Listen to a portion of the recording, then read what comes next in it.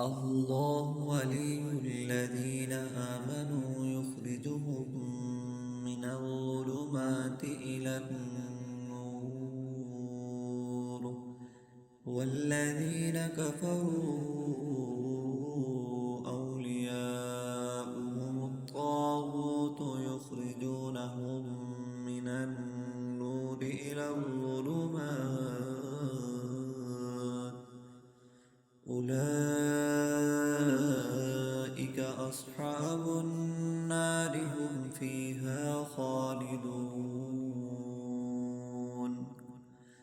ألم تر إلى الذي حاج إبراهيم في ربه أن آتاه الله الملك، إذ قال إبراهيم ربي الذي يحيي ويميت قال أنا أحيي وأميت. قال إبراهيم فإن الله يأتي بالشمس من المشرق فأت بها من المغرب فبهت الذي كفر، والله لا يهدي القوم الظالمين.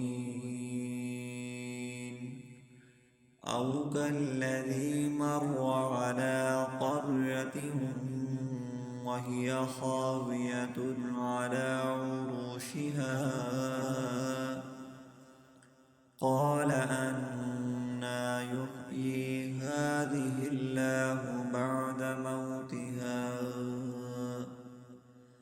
فأماته الله 100 عام ثم بعثه قال كم لبثت؟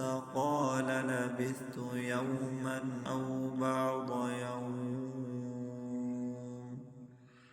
قال بل لبثت 100 عام فانظر إلى طعامك وشرابك لم يتسنه، وانظر إلى حمارك ولنجعلك آية للناس، وانظر إلى العظام كيف ننشزها ثم نكسوها لحما.